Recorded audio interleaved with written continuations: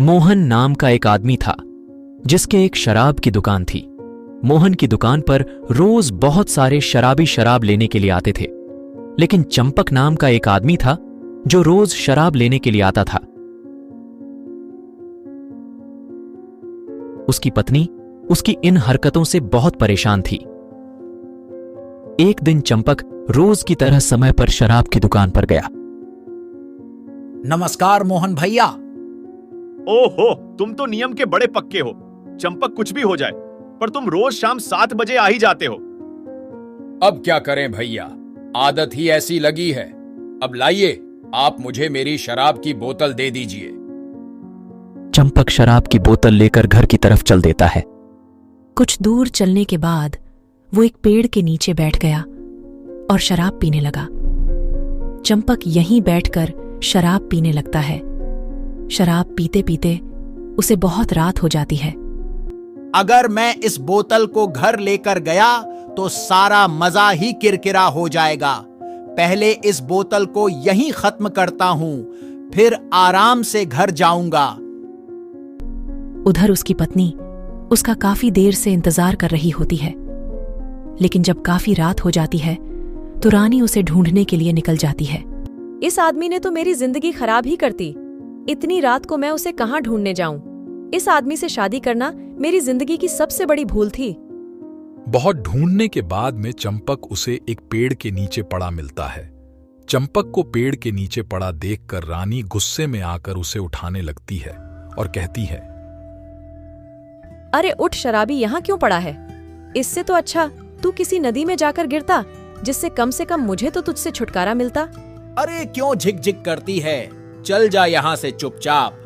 घर में जाकर बर्तन माज, यहां 4 लोगों के सामने मेरी नाक मत कटवा। अच्छा, ऐसी बात है तो मैं जा रही हूँ अपने घर। एक पूरी रात सड़क पर बिताएगा, तब तेरी अक्ल ठिकाने आएगी। चंपक रानी की बात को अनसुना करके वहीं पड़ा रहता है। रानी भी उसे छोड़कर वहां से चली जाती है। आधी रात तक चंपक वहीं पड़ा रहता है। तभी एक गाड़ी तेज रफ्तार से उसकी ओर जाती है और उसके ऊपर चढ़ जाती है, जिसकी वजह से चंपक की वहीं मौत हो जाती है और चंपक एक शराबी भूत बन जाता है। अरे ये क्या हो गया मेरे साथ? कहीं मैं भूत तो नहीं बन गया?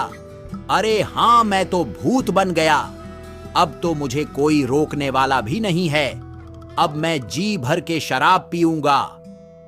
भूत ऐसा बोलकर शराब के ठेके की तरफ चला जाता है।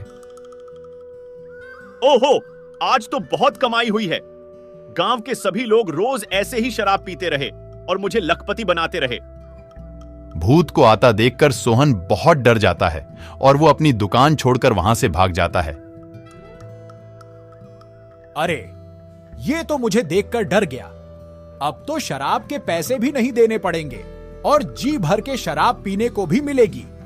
अरे वाह, भूत बनने के तो बड़े ही फायदे हैं।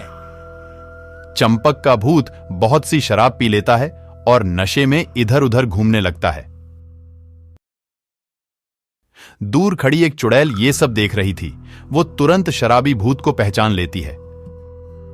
ये तो चंपक भैया है। हे भगवान, ये सब क्या है? ये भूत कैसे बन गए और ये मरने के बाद भी नशे में है? पता नहीं घर पर रानी दीदी का क्या हाल हो रहा होगा। चुड़ैल रानी के घर जाती है और खिड़की से घर के अंदर देखती है। अंदर रानी अपनी बेटी को सुला रही थी। मुझे तो कुछ समझ ही नहीं आ रहा। मैं इस शराबी पति का क्या करूं? ना तो इसे मेरी, ना ही इसे अपनी बेटी की कोई परवाह है। चुड़ैल ये सब देखकर बहुत दुखी होती है।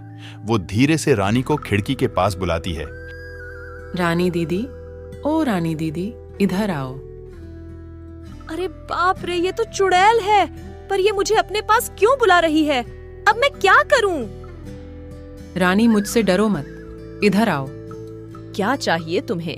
अगर तुम्हें भूख लगी हो तो मुझे खा लेना, पर मेरी बच्ची को छोड़ देना। नहीं रानी, मैं तुम्हें खाने नहीं आई। मैं सोनम हूं, जो तुम्हारी अच्छी दोस्त थी। क्या तुम सोनम हो? पर तुम तो चुड़ैल हो। वो सब छोड़ो और मेरी बात ध्यान से सुनो।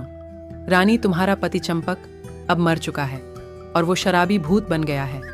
उसने मोहन के ठेके से सबको डराकर भगा दिया और शराब पीकर वहीं नाचने लगा। साथ ही वहां से गुजरने वाले लोगों को मार भी रहा है। क्या चंपक मर गया? हे भगवान, अब मैं क्या करूं? अब मरने के बाद भी लोगों को मार रहा है।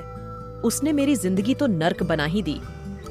तुम चिंता मत करो, मैं उसे पकड़कर यहाँ लेकर आती हूँ। फिर हम दोनों मिलकर उसे ऐसा मजा चखाएंगे, फिर वो सपने में भी शराब को हाथ नहीं लगाएगा। क्या तुम ऐसा कर सकती हो? ठीक है, मुझे मंजूर है। चुड़ैल वहां से चली जाती है और शराबी भूत को ढूंढने लगती है।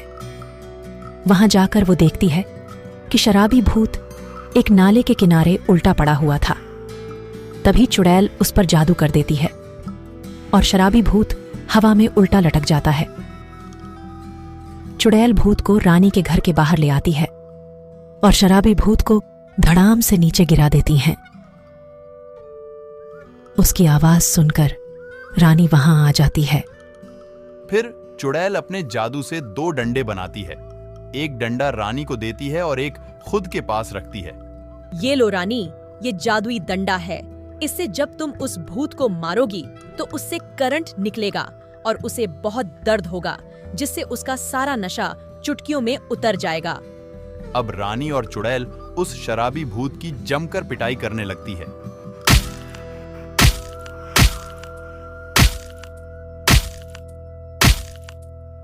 काफी देर पिटाई करने के बाद रानी घर से ठंडा पानी लाकर उस भूत के ऊपर डालती है, जिससे उसका सारा नशा उतर जाता है। तभी शराबी भूत की नजर अपनी बेटी पर पड़ती है तो उसे बहुत पछतावा होता है। मुझे माफ कर दो, पर मैं क्या करता? मुझे अभी भी शराब पीने की बहुत इच्छा हो रही है। मेरा खुद पर कोई कंट्रोल नहीं है। रानी, मेरे पास एक उपाय है।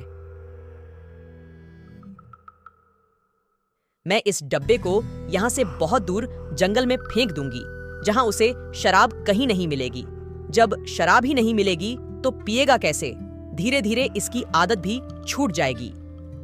ठीक है, जैसा तुम्हें अच्छा लगे, ले जाओ इसे यहाँ से।